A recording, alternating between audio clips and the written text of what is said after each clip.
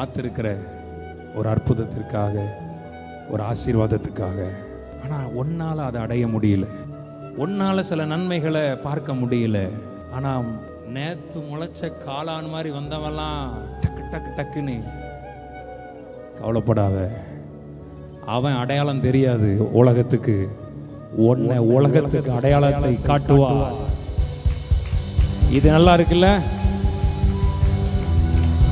நேற்று ஐயா அந்த பெதஸ்தா குளத்துல 38 வருஷமும் எத்தனையோ பேர் ஹீலானா, எத்தனையோ பேர் சுகமானா.